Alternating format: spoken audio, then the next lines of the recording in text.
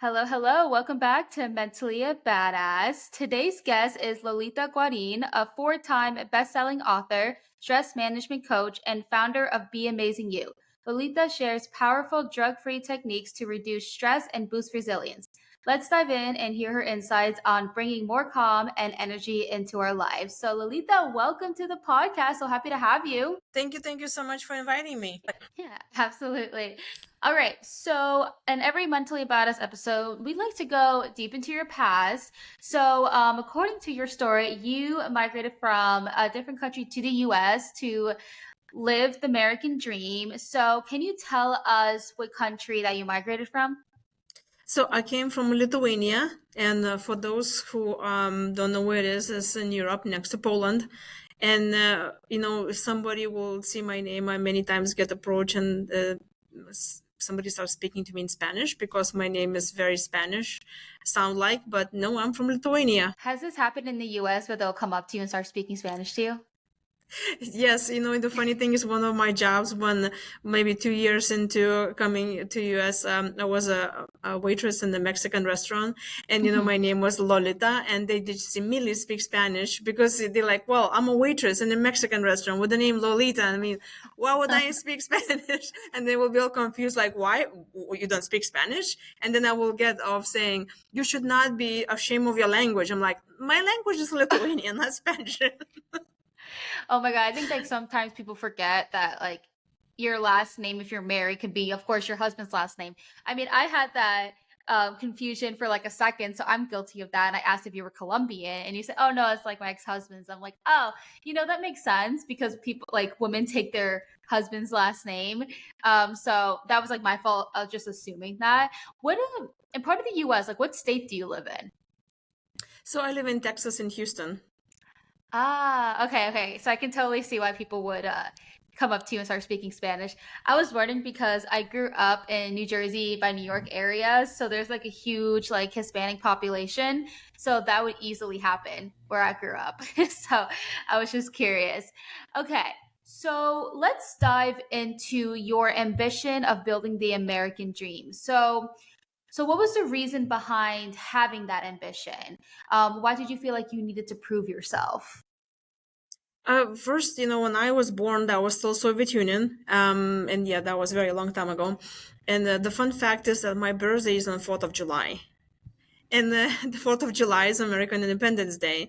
And I just don't know why, but since I was a teenager, I always had this belief that like inner knowing like I need to go to US. And of course we all saw the movies and America's such a place you go and pluck the money off the trees. But I always was very into movie and writing, and I thought if I'll just go to Hollywood, I can write screenplays and work in the movie industry, and that was the driving force for me. But then I came as an au pair to Houston, and while I was here, I realized that obviously this is not so easy, and Hollywood is very very far away, and I just thought of other things that I wanted to do besides just writing screenplays and doing writing in general. And I loved maps and geography and history.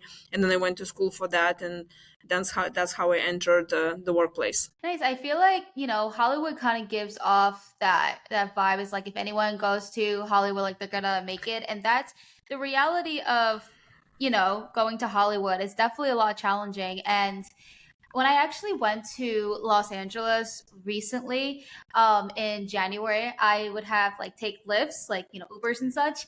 And every Lyft driver would always have like pretty much similar story and how it's not what they expected. And I want to share one thing that a Lyft driver said. It's kind of dark, but also I was like kind of laughing a little bit. So the guy says to me, "So Justine, do you know why it's called the City of Angels?" And I said, in my head, I was like, usually it's like angels because like, yay, nice, friendly, whatever. But he was like, no, because everyone's dead. I was like, oh, that's nice. So I was just like, that is so dark. And I feel like that kind of says a lot. And then every lift that I was in was like trauma dumping, which I don't mind, because I'm a mental health advocate. I like listening to people's story. Hence, I got a podcast for it. But it's just like, it kind of says a lot. It makes me kind of wonder like I actually wanted to go to Hollywood myself, and I just feel like kind of everybody at one point kind of wants to go to it, but then it's just like different. So yeah, it's interesting. I didn't know like that was the first ambition that you had, and I know here that you're in your story you worked 65 hours a week. What type of work did you do during that time? So, when we start, that's for few first years, it was just regular immigrant jobs, what they say, working in the middle of the night, cleaning something. Yeah. But then I already came from Lithuania with a geography bachelor's degree. And then when I realized, like, okay, I really need to start making a living, I went to school here in US and I added on education that where I could use geography. And then I went to work, and I was making maps with software, and I went to work for big and small companies, that oil and gas and this. And when I realized, like, okay, well, I cannot make movies, but I still can write. As you know, I published quite a few books, and I'm always writing, always publishing. And I'm like, well, I still can do what I love to do. But when I realized that there is an opportunity for me to make money and make a living, I was very driven, and I wanted to prove to myself and everybody else, especially, when I come from a different country as an immigrant. I'm like, this is opportunity for me. I'm going to work. And what happened, which is not happening only to immigrants, I'm saying to everyone who is driven and want to have a future, is that I was afraid to say no to many Hmm. people. And so the supervisors would keep on giving me work. And, the more they give me and I say, yes, okay, yeah, I'll do it, they're like, okay, great, she's doing an awesome job. Let's give her more work. And the coworkers will be asking, hey, can you help me with this? And I was afraid to say no. I had like no boundaries at all. And I worked so hard and proving this that I can do it, to the point that I really impacted my health physically. And when I was like in Hmm. my 30s, going to emergency room and being told, like, listen, you really need to take care of yourself. I was like, how is this possible? Because when you're young, you think you can do anything. And then you get to the point that you're like, no, you really need to slow down and start paying attention to what you're actually doing. Yeah, and the whole I feel like that's coming from like people pleasing, and I feel like a lot of us struggle with that, and that usually kind of comes back to, wanting, as you were saying, to prove yourself, to have that approval, and you feel like, coming to the US, I feel like there's a chance that people can feel like a visitor until they prove themselves, until they, and became like successful and such. And I noticed that this does happen to um, a lot of immigrants, that they're being taken advantage of. I seen my dad being taken advantage of. He still kind of goes through time where like the boss is giving him all this work and mistreating him. Like he actually just recently left a particular job for that reason, and it's like it gets me really really angry because we're all human, and it's like I feel like sometimes the US can be super intimidating. Have you ever felt like that when you're in a job that you're intimidated by your boss? I would say I had a fear for a very, very long, long time of anyone. Let's say if I'm just sitting in the workplace and then two people go and talk around the corner and they just whispering something, I would feel like, oh my gosh, they're talking about me. Or like if the boss will ask me, hey, can you come to my office? I'm immediately thinking, oh my gosh, they're gonna fire me now. Like that was for a very long time. Also because I was an Mhm. immigrant, so naturally I'm always, afraid of whatever will happen. But number two, that really came from a childhood trauma, and that's when I later realized that because my Mm. dad was alcoholic, and I'm only one child, Mhm. so majority of my childhood I was always in fear because I didn't know what's going to happen. So that's how I become this, people pleasing, always trying to prove myself, because when I achieve something, maybe then I'll be good enough that my daddy will pay attention to me. It all goes all the Mhm. way back to childhood. Yeah, I was actually going to ask about that. You beat me to it. I have like a little notepad here, so like when I listen to you, I'm like, oh, I always like have a question that pops up in my mind. But then in the past, I kept forgetting what the question was, and I'm like, man, this was like a good question. I want to throw this into the episode. That's literally, if you see my notepad, it says, "Has this happened to you as a child?" like with childhood trauma, because that's where people pleasing tendencies come from. So you said you were an only child. Yes, I'm the only child, but I hear this funny thing. There's so many people think like, oh well, especially those who come with siblings, right? They're like, oh, being only one child is just so much fun. Hmm. Everything, all your parents paying attention to you, they buy you only, all the gifts to you, all the money and time for you. But I don't think that's it all depends on the family, really, because also when you're only one child, you have Yeah. you can't fail. Like the expectations is like everything is expected of you. So if I fail, they don't Oh. have a second child to go and think, okay, well, one didn't get to college but the second one did. I have to carry all of that, and being seen 100%, being punished 100% too. So it's a lot of pressure to be only one child, I think. I never heard that from someone who's an only child. I do know a couple of people who are an only child, but I never thought of it like that. Usually, people, if they have like another sibling, it's like they're competing against each other.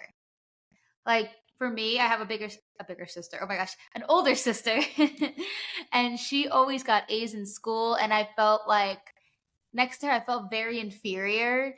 And so I felt like I always had to prove something because I struggle with people pleasing, but I'm slowly getting better at having boundaries and saying no. And so, my question I do want to ask you is that you did say that you did, um, actually, I don't think you physically said it yet, but you did, I believe you said you passed out on the kitchen floor for when I was reading your story. Did I get that correctly? Yes. So basically, the Okay. stress impacted my health physically and my hormones. So, Hmm. and just that's too much of a details what exactly happened in the podcast. But those who are women who listening in, they probably can guess what bad thing can happen to me. That the doctor said that's good that you came now, because you could have just died by the morning.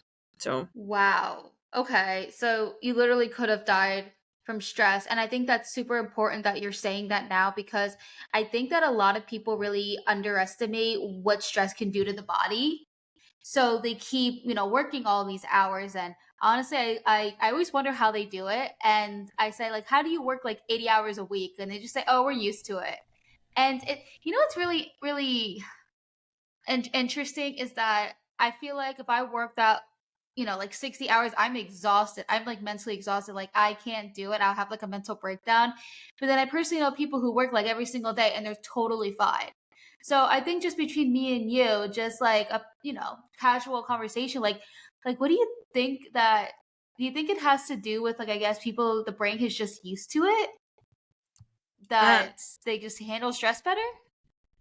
So stress is such a thing that should help us to survive, right? Because Yeah. it's like this red light, like just start blinking, like, oh, warning, Mhm. warning, warning. And then you should retrieve, like, okay, well, I'm working too much. I'm doing this, I'm doing that. Or like, oh, I'm tired or I'm hungry, right? That's mean your body is experiencing stress. So then you're like, oh, I need to go drink water. Oh, I need to go I need to take a nap. Oh, but what comes with the mental stress is we've been told since we were little, and the whole society keeps this thing as if you're stressed, that's mean it's good, because that's mean you have like this badge of honor, meaning you're working a lot, and and that's mean you sacrifice yourself.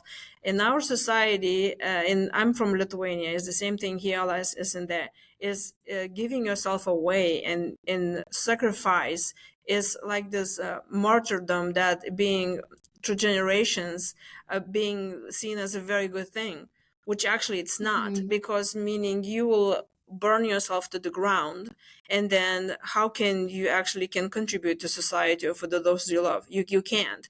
But I think it Mhm. really comes from generation to generation of thinking the more you work, the more you achieve, this is very good for you, which actually is very bad for you. And we're not being told how to manage this because our parents don't know how to manage that either.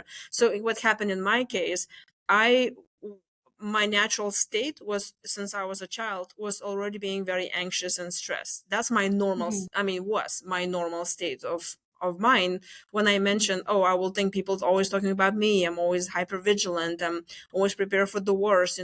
I'm always see the worst things in situation out of survival. But then when I started working a lot and I was not giving my body and my mind rest and proper nutrition and sleeping and all normal things that we already know what we need to do, my body said, okay, I cannot hold on to this anymore. So can we get used to stress? Sure, we can get more resilient, but that's not the normal state of mind that we should be in. Hmm. Yeah, that was a great way of explaining it. And I get so nervous for these people. Like, do you think that eventually they're going to, I guess, burn out as well? I guess that question So is obviously probably yes. yes, but I can I'll explain a little bit further also. We always do the things that serve us. That is pure out Hmm. of survival. So even, I say we killing ourselves in order to survive. It sounds very, tragic, and but that's how it is. Because if, let's say, Yeah. so, and I'm just going to put myself as an example. So if I come from a dysfunctional family where I didn't get enough of love and appreciation from my parents, I think, oh, I am not being loved for who I am, so I have to be taken care of and be fed, and as a child, right, only when I'm very, very good at something. So then I become very useful, or I become, oh, I need to be like the best, best grades and the best and work a lot. And you kind of carry that into adult life, being very productive. And I need to get the house, the car, the money, all of this. And then I'll be loved. So I am Hmm. going to overwork myself and people please, in order to be finally accepted inside of myself and feeling like I belong, which is really leading towards our survival. So that's kind of sad that we have to work so hard because we believe we need to work so hard in order to be accepted. But when we're working so hard, we burn ourselves, and then that's why we're healing ourselves in order to survive. I totally agree. It's really sad that everybody has this like pressure, and it does, stem from childhood trauma, and it's partially, in the household but also in the schools. How they like, for example, like they have like honors. So if you get like first honors, second honors and such, and then if you feel like if you don't get first or second, and let's say like half the class, like majority of the class gets in, then you don't, you feel like you're not good enough. And so you feel like you have to keep working and working. Like you may not feel like that as a child, that kind of pain, but then it follows you to your adulthood. And I'm saying that from experience. That has happened to me. Need other humans to belong in a group because we are herd animals, right? Our survival definitely depends on other people. And that means we need to be accepted into a group in order to survive. So, someone who is really thriving to get those rewards and good grades, let's just say at school, right? Number one, if that child is growing in the environment where the competition is very fierce because they feel threatened because there are some other siblings, for example, that's really not on child should be. That should be on the parents because the child doesn't feel safe in that environment. And I like Dr. Gabor Mate, or probably I'm pronouncing his name wrong. I don't know how to pronounce his name right. He said something that when I heard the first time and really hit home, because he said if a child does not feel that is being appreciated and celebrated and just loved for who they are, just doing nothing, just for who they are, the personality, the whatever goofiness and whatever they are, they will feel like they have to perform and show, like, hey, look, I can do so much. And they want to look that they're very useful, like those are the kids who will clean the house and do their chores and they'll try to please their parents because they feel like, oh my gosh, they don't love me who I am. This means I'm not good enough. So this means I have to work harder to be loved, which really goes into that survival mode. Is like, if I'm not going to get best grades, then I will kick me out of the house and hence I'll die. When we listen to this, sounds like kind of like funny. That will never happen, right? But that's how it works in the child's mind. That's where you need to be this accomplished being, which then will carry on into our adult life. But then the second thing, what comes to, big grades and all of this, that comes to peers in school, it's like there's this fear competition also of also belonging to a group. Then we need to belong to the other students in the group, and we don't want to be the loser, because then we will be expelled from that. And I think that's why the parents a lot of time, they really want to make sure that you're hanging out with the right friends, because they can influence you so much, because you want to belong to some another group. Now we can see, well, how is that we can avoid all of this? So if somebody, as like a child who is seen by the parents for who they are, and they know that they can get emotional support, they know that they're being loved and appreciated for who they are, and let's say the parent will say, it's okay if you didn't get the best grade. It's okay if you didn't make the basketball team. Hey, but you paint great. I mean, I love you singing. So you do you. And if the child says, "Hey, I'm safe to do me," then it will not be such a big deal of the need to belong to the other group. Yeah, that totally makes sense. It's just like everything that I was listening to, I was just like, I agree with literally everything. And it also just it's kind of like thinking of us also just like as a human race. I really like how deep you got there.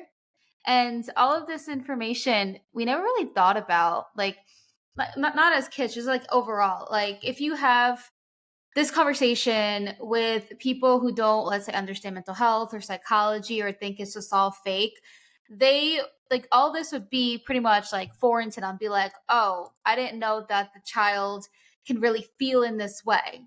You know what I mean? And like I didn't know that me pressuring them was at, like the reason why they feel pressures because of they want to be a part of a group. They want to please you, you know? They don't really like people don't really think like that. So I appreciate you, bringing that up. So hopping over. So now we talked about childhood. We talked about how that can show up with people pleasing because the first people you want to please are your caregivers, right? And so yes, it's still going to go into adulthood. So instead of like getting the good grades, getting honors, it's more like getting job promotion, getting the job. Like, oh, what do you do for a living, right? And then it makes people. Oh, another thing too, like their lifestyle as well. Like if they have the nice cars, if they're traveling all the time, and it's even worse these days because of social media. And at first, it was just photos, right? But now everything is short form videos.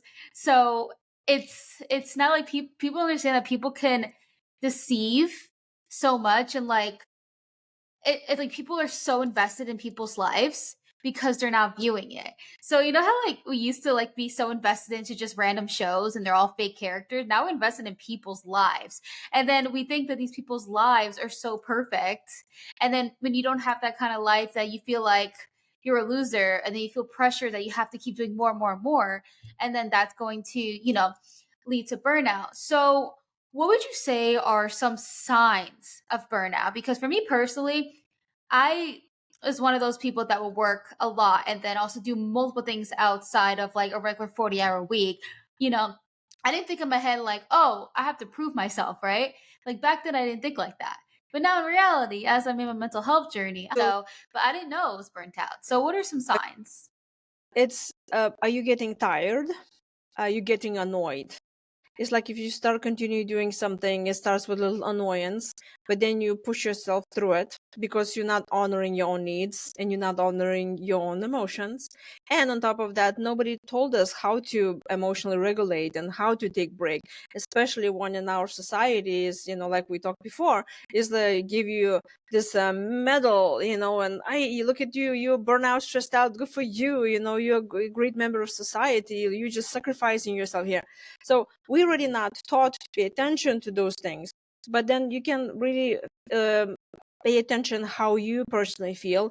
And if you feel like you're tired, it starts with tiredness. Then, it gets, oh, I don't have enough sleep.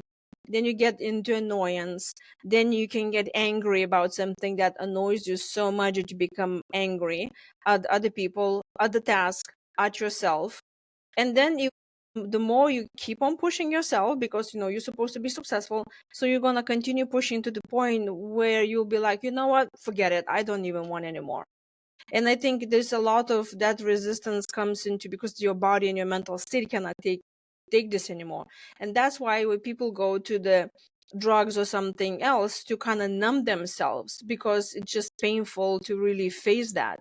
And the body, as we know, keeps the score. So when you do not really maintain this machine, it will start breaking, and it will show up physically in your body. When that shows up in your body, or you need to go to a doctor to get some sort of pills because you're anxious and you cannot really function, that's like the last stop, meaning you already missed all the stops up to then. So it's very important to pay attention how you feel and any annoyances that you feel. When you were saying that, I was thinking of myself before I left my 9 to 5, because right now I'm my own boss. So if I feel tired or if I'm just having a bad mental health day, I can rearrange my whole day, which is very nice. But I used to work for Disney, and I used to work a 9 to 5 there. And Disney has a lot of overtime, forced overtime. So there's some seasons, such as not Christmas holidays, because I worked in the pre-arrival, so like kind of opposite from that. So a whole month we'll have like forced overtime.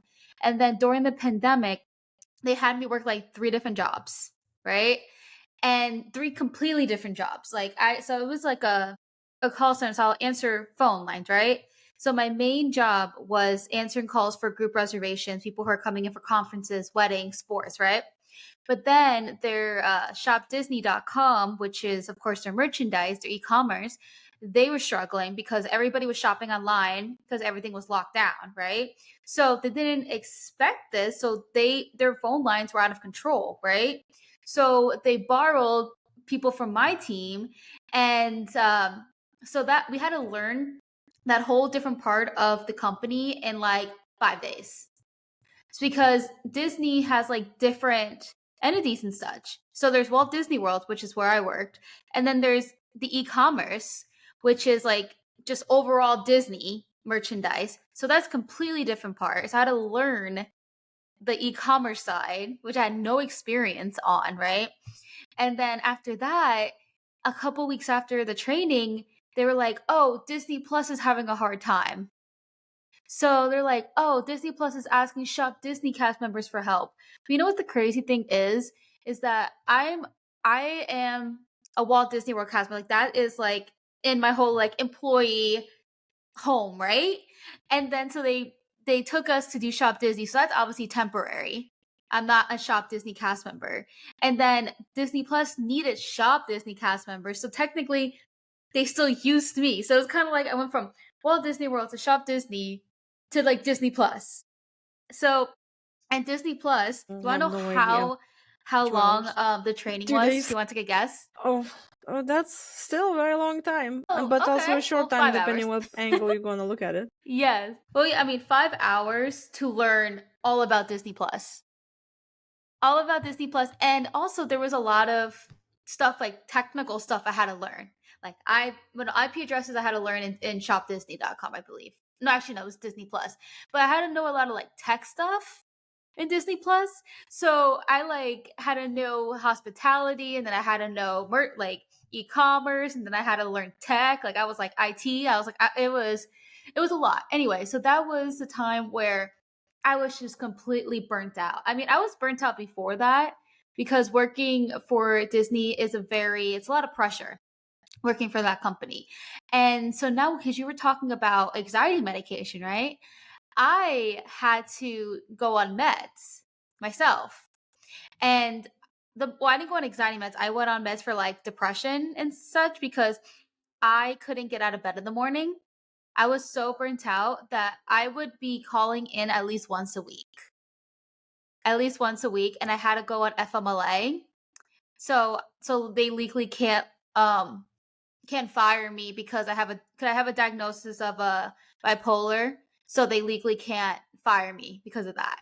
So yeah, I had to go on that so I don't get fired. So anyway, so now when you were talking about, the reason I'm mentioning this is because that is literally an example of me being completely burnt out. Like it was like one of some of the hardest times in my life. Thankfully, I was able to break free from that because it was hell. But but yeah, as you were saying, and then like what I'm saying, like that's definitely, when you gotta take a step back. So I want to ask. So for me, I was very lucky. I was very lucky. I was able to leave my job, be my own boss. I do social media management, right? I'm a lucky person. what advice would you give for people who aren't lucky as me and they don't have a So choice? there was a book, and I forgot who was the author of that book, but I read this great book that it was something about like why stress is good for you or something like this. First of all, when I saw the title, it was like, why are you kidding me? But so it's all about how you reframe everything that's really happening to you. And I'm sure you all heard about this saying like, oh, when you change the way you see things, things change. So pretty much the whole book was written details about multiple research that been done about stress management, of course, by doctors and all of that, those people who do those kind of stuff. And it was about how you can put the different weight on the situation. So, for example, there were two groups of doctors. Now, there was one group of doctors that they were dealing with the cancer patients, and they will do surgeries, and it was a lot of people died and all of this out of for cancer later on, and they will meet once a week, and they will pretty much just talk about how bad their life is and how stressful and depressive that is, because they will pretty much just sit around and talk, like, well, I just had the surgery with this guy, and he lived only 1 month, and then he died, and he still died, and this and this. So they will be just sitting and talking about how bad they feel. And well, first of all, it's one good thing about this is that they acknowledging how they feel. That's good. That's honoring your own feelings and saying, hey, I'm here. That's what it is. But then they split them, and they said, okay, so the first group continue doing whatever they're doing, but the second group, they said, okay, from now on, like, every week, you're not going to look at that, you're not going to pay attention how bad it was, but you will try to turn that situation in something good. So the point was, like, they will say, hey, I had the surgery a month ago, and today my patient died that I had surgery a month ago, but they gave them a whole month to get the things in order, to say goodbye to all the family members, and everything. Another example, there was maids in the hotel that they cleaned. They just had a poster on the wall in the break room where it says. So there were two groups. One had a poster showing that, oh, you're doing such a good job, like in your place, you making like 2 miles a day, steps, that's burning so many calories, and you lifting so many mattresses, that's mean you're getting workout, and your health should be improving because you're working this kind of place of work instead of somebody who's sitting in the office and just doing computer work. And then the other group had like, oh, you're working so much that really impacting your joints, and you should have a back pain and everything. And then, of course, they measured how those participants felt before this poster putting on the wall and after. And the group that where said, hey, you're doing this is amazing, the job is actually like a workout for you, they were doing much better after that.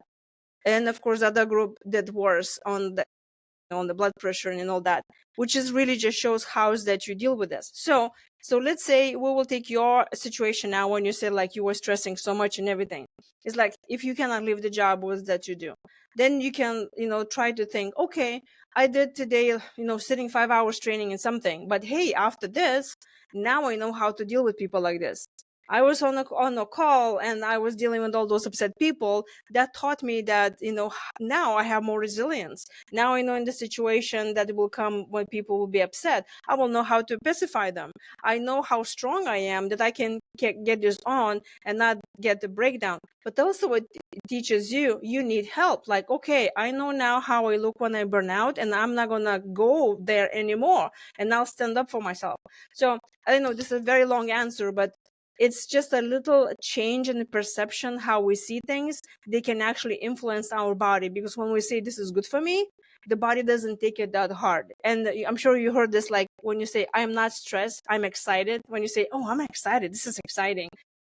This is all about, how we really talk to ourselves. Yeah, yeah, that's a good answer. And I actually was thinking that as well. It's like about reframing. Have you also ever heard the quote, your thoughts determine your The reality? sad part is that we grow up in the environment, and we pick up all those patterns what we've been taught to think. And a lot of things, even if we think we want to change now, it can be a little harder to Hmm. make it into new habits, because we are very loyal to our patterns. Like, for example, like somebody who tell you, like right now, you shared your story. Thank you for being so vulnerable, by the way. It takes lots Yeah. of guts, especially to talk about the company that's so well known. It's like, oh, unicorns and rebounds. So kudos to you. Because you see, this is right here, you really honored yourself. And you're like, no, I'm going to stand up for myself. Those are my needs. So that's good. And you see, but you were there for how long, and you burn out, and it really impacted your life. Why? Also, because you were loyal. This loyalty comes from our childhood again, that goes to this self-preservation. It's like, no matter how hard it's going to get, I'm going to push it through it because I'm loyal to that. Yes, yes. I have something to say to that actually. So I moved from New Jersey to Florida to work for Disney. So when I was starting to feel that burnout and start hating my days and waking up just like not want to get out of bed, I felt like that loyalty thing. I'm like, well, I literally completely changed my whole life. And, it wasn't always like all burnt out and everything like that. I mean, honestly, Disney has done some amazing things for me as well. Just of course, for the sake of the argument, I'm just talking about the negatives for the actual topic. But overall, the actual company itself, there is a lot of positivity and such, but um, so putting that into perspective, that's kind of like I'm trying to think, oh, well, there's so many great things that this company does for me. Like, for example, like the health insurance is great, going into the parks for free is great. There's also a lot of other benefits, like a freaking book of benefits that Disney gives you. And then Disney came out with a program where they pay for your college, which I did take advantage of. So there's a lot of things they do for us, and then it's like, okay, you have all these great things, but then it's like in return you have to give them your soul. So if you ask like any other cast member, they will tell you the same thing. Definitely not publicly, because if they're within the company, they would they'll automatically get fired. The only reason I'm talking about is because I legally can. But I actually even have a whole like 2 episodes about this, that me and my former leader, we chat together, because she left the company too, because she was experiencing all of that burnout as well, and it got a lot harder for her when she became a mother. And so anyway, that's like 2 episodes. We were like talking in detail about our experiences, and yeah, so that's another thing. But yeah, when you said the loyalty thing, it's when you become a cast member, you do feel that. And as a joke, some people say we're part of a cult. They literally say that. Like they make all these jokes that like being a cast member, you're pretty much in a cult. Because I mean, I personally wouldn't compare it to a cult, because a cult's very serious and it's very disturbing. But you feel that like you kind of do change your whole personality. Like I feel like my personality was not me when I was working for that company, and I had to like change a lot of things about myself. And I thought it was good, because I'm just like, oh, I'm so magical and happy and la da da da da. But then people didn't know that I had a lot of pressure, because this is actually like kind of sound funny, but I think a lot of people outside of the working for the company don't realize this. But a lot of people, a lot of guests really believe that we are magical people. So if they don't get what they want, which is these probably something like against policy or whatever, they forget that Disney's an actual business and a company. So we get attacked and saying, you're not making magic for me. You're not really magical. Like we get that a lot, a lot. And it puts, with the way that this company presents itself and the way that they train us, it gives people this false this like false perception of the company, thinking that we're all magical human beings and we're gonna have like a freaking wand come out. So that kind of pressure. But anyway, I can go on about that, but I don't want to like take up too much time of that. But so I like your way of saying like reframing it, because I was going to ask you like what things that people can do to help with burnout. But let's talk about people who struggle with anxiety, or have a anxiety is keeping them from having a healthy lifestyle. So what advice would you give people who are struggling to have a healthy lifestyle? I'm not a doctor and I cannot say what they need to do. So for this a disclaimer. But Yeah. uh, I think, well, I always say stress management should not be stressful. and we're not being really taught what to do, and it's just kind of like a little bleed on from what we just said. It's like, for example, taking a break. Every day we continue doing many things and we go and go and go. I like this visual that a long time ago I read in some book. It says the teacher held a glass of water in front of the class and she said, how heavy is it?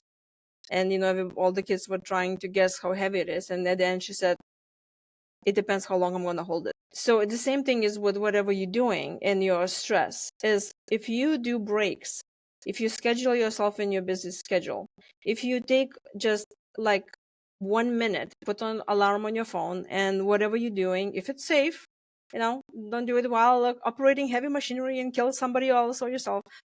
Just close your eyes and it's just breathe in, breathe out, get some water. Or if you're sitting, stand up and stretch and do a few things, breathe, and really do things that you like to do a day, even 5 minutes.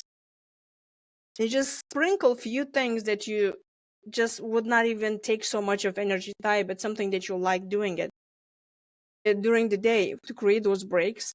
You will feel so much better. Because number one, by taking action, you telling yourself that you honoring your own needs.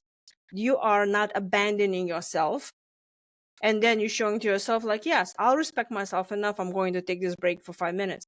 And, even in this very stressful environment, let's say, like working in any environment that's very stressful, I tell my clients like, well, you can go and take a 5 minutes break. It's really on you. It's not on company to say when you're going to use the restroom. And you're like, no, I don't have time. Like, especially like nurses. And like, no, I'm always on the feet. I'm running. I'm always have to do. I'm like, you go to the restroom and you sit for 5 minutes. But when I tell them that, then is the question to ask yourself, do I have a problem with sitting and doing nothing for 5 minutes? So it's you personally that are responsible for your own stress management. A lot of things that you can just say no. But again, it goes to this loyalty, into this no, I should not be giving myself 5 minutes because God forbid somebody will see me. They think I'm lazy. How is it going to reflect on me? So also anything that we do, we need to ask ourselves why we're doing this, because the burnout also happens because we're doing something that we're really not enjoying doing it. Because I'm sure when you just started working, there was something new, you were there, and you would not even mind 10 hours a day because you were enjoying. There was something electric, like, oh my gosh, I'm belonging to this company, this is amazing. But then when you start doing something that you don't like doing, that energy depletes right away.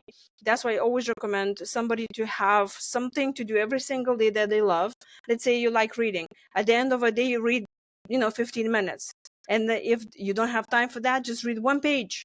But you have to give yourself a reward by the end of a day and say, hey, I did great. And then you honor yourself and your needs. Yeah, that's so true. I read before I go to bed and I look forward to it because I'm reading a really good book. First having knowledge is healthy for the brain, and so it's just something that I just really look forward to. And you're right. It's like you have to wake up every day and you have to have some type of reward because it gets you through the day. And then like the one thing that I look forward to when I get up is my coffee. And I feel like that's for a lot of people. I see things on Instagram where it's like I may be depressed. Wait, actually I would say this is really funny. It says here, um, more espresso, less depresso. It's an actual like people say that. I'm like, valid. It's so true. And there was another one.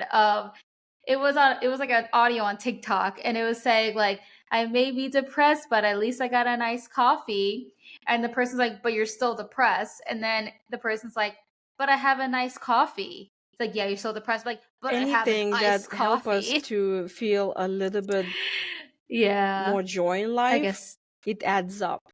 But the problem is that a lot of people feel ashamed and guilty Mm-hmm. of feeling even a Yeah. little bit of joy because they're afraid they will be punished for being joyful and happy because there's so much of sickness and war and just depression and unhappiness around. Oh my god, I want to talk about that. I feel like we don't really have much time to really talk about it. It's like a whole topic where I feel like there's some people who feel great about themselves and have joy and happiness in their life, and then there's like this shame, right? Like for example, there's a lot of bad stuff that's going on in this country, in the world. I mean, we all know that. You know what I mean? And I feel like if I'm not like mad all the time, right? Mad all the time or angry all the time, I feel ashamed of myself. I'm like, wow, I feel like I'm only thinking about myself. But then it's like, as you were saying, it's like there is this shame that like goes around. It's like if you're not angry constantly about a certain, let's say, topic or whatever, it's like, what's wrong of just like having joy and being happy? I mean, in reality, if you were to ask me, like, a psychological wise, is like misery likes company is what people say, but yeah, I just like when you said that, I just thought of that, and I think it's just something in my head that I deal with because right now my life is good, and then knowing that there's, it is upsetting what, going on in the other side of the world and such, but I see posts on Instagram saying like things like, you're so privileged if you're not angry all the time about this, like you're out here, living in the US, and you have like, it's basically like, oh, you have all this, so it's kind of like shaming us. It's like, just because I have a better life doesn't mean I'm a horrible human being and I don't care about other human beings. Well, also, when we see people around, let's say somebody's, talking about how bad things are, because we want to belong, because out of fear of abandonment, we will have a tendency of agreeing with people who are around us. And because we don't want to be excluded, that's like really, it's like you feel like, oh yeah, I'm agree with them. But it's like we really need to ask yourself, why am I agreeing? And when you disagree, you're afraid even to say that you disagree because, again, of fear of abandonment, and you want to belong in a group. But I think the more of us will come and say, hey, we don't have to be in this, because more fear creates more fear, more anger creates more anger, love creates more love. I say at the end of the day, we all, no matter what color, religion, where you live, we all want to be happy. We all want to be accepted and loved. That's it. And I also believe that only hurt people hurt others. And we have so many traumas that we carry from generation to generation, and many kids don't even know why they're doing this, because the parents told them to do that. The parents, they themselves, kids, they don't know because the grandparents told them to do that.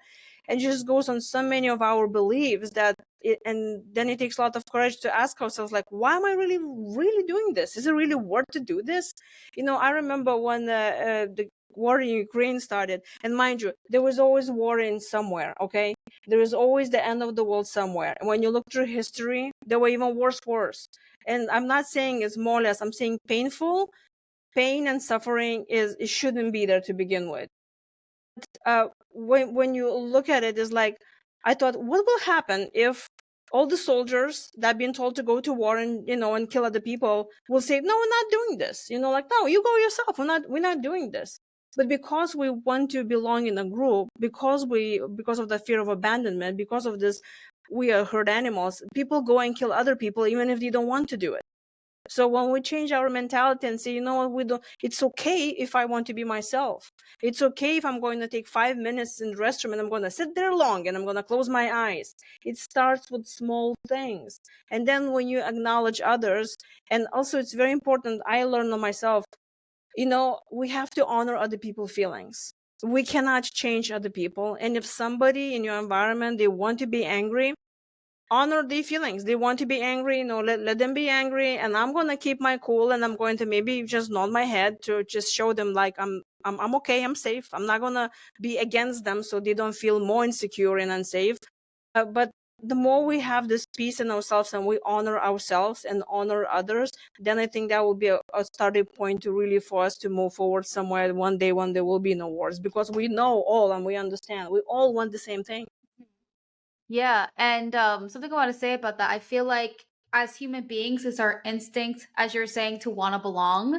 So if someone's saying something and you actually deep inside of you do not agree with it for whatever reason, you still feel like you have to. So you're just like, yeah, I agree with you, nodding and like, yeah, I agree with you.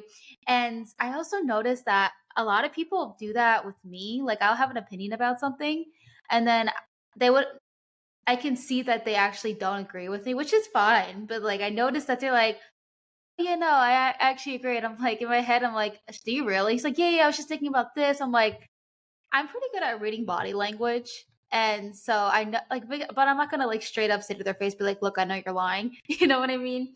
But I've noticed that. And I think, that does come from childhood trauma and feeling unworthy and feeling like you need to be accepted. And if they have any instinct that they're not being accepted by somebody, they have to go into that survival mode and just agree. So I think that for people who are deciding to not give in to that natural instinct of wanting to constantly agree with someone for the sake of belonging, that's like a lot of healing. That's a lot of healing. And this the reason I'm saying that is because I used to be that person to agree with everybody. And then sometimes there's moments where I feel like if I don't agree with something, it gets me anxious and it makes me feel like I'm like if something like if there's something like a strong opinion about something, right?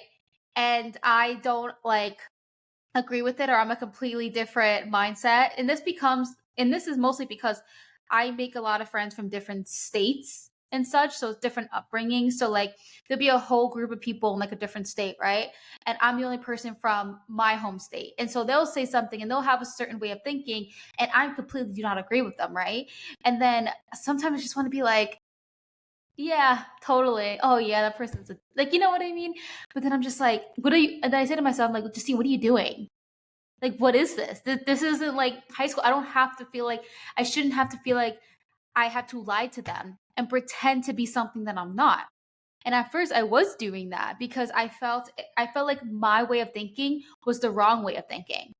Do you ever have that moment where it's like, let's say it's a group of people, it's like five people, they all agree with each other because they all came from the same walk of life, right? The same upbringing, right? And then there's me who thinks completely different, and then I'm like the outsider, and then I kind of question myself.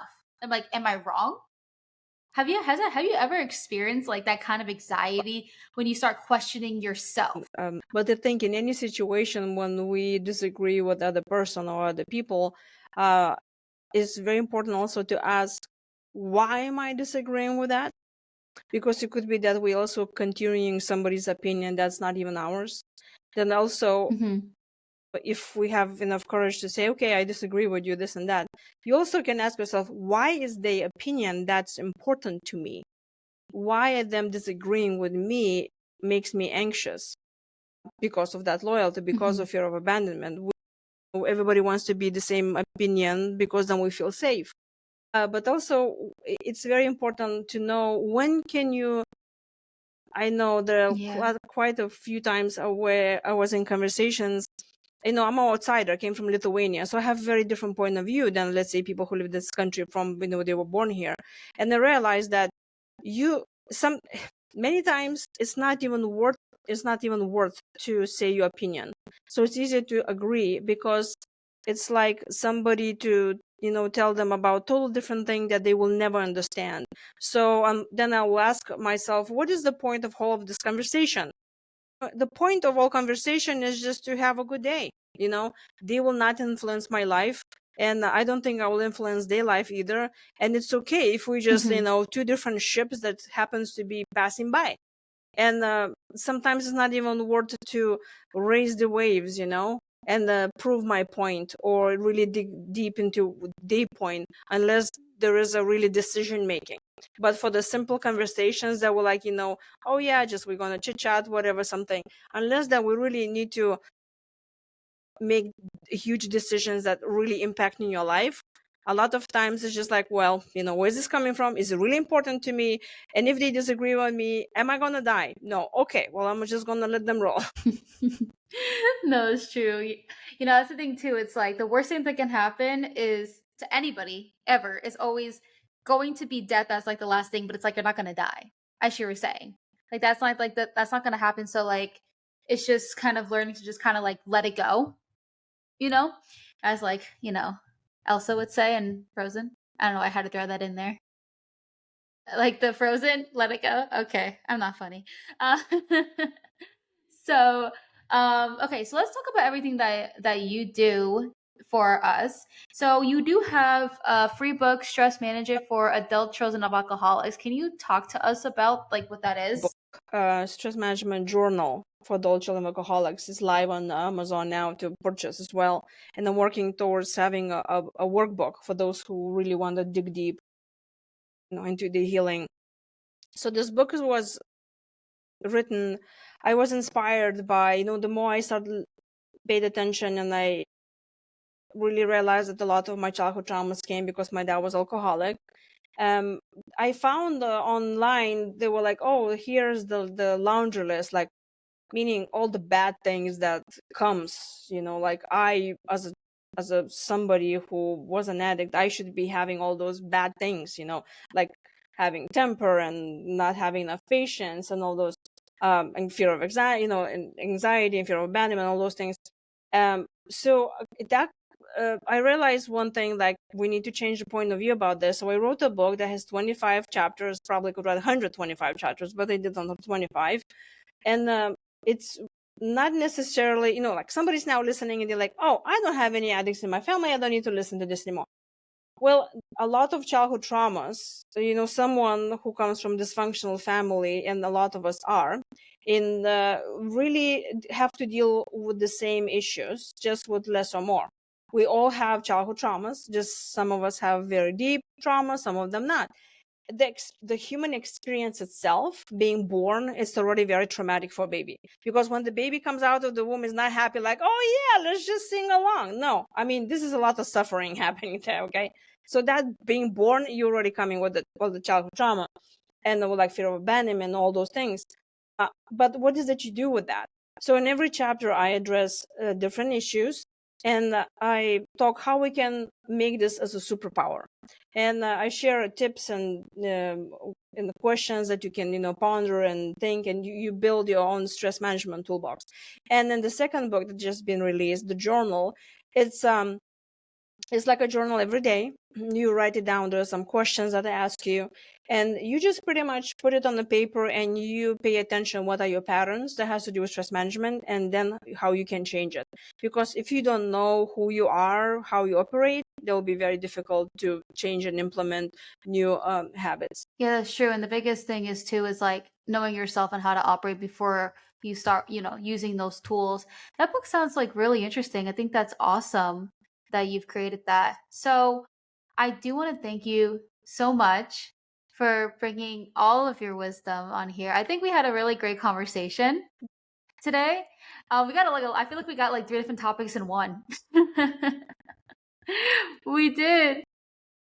And I think when you're being so vulnerable, that really means a lot to the people, and an inspiration for them to be courageous and pay attention how they feel, because that's how we change the world, from ourselves. Yes, and being vulnerable is pretty badass too. You That's should our coin like that. tagline for mentally a badass. Yeah, yeah. All right, for everyone who's listening, thank you guys. Hope you guys have a good rest of your day and stay tuned for next week's episode.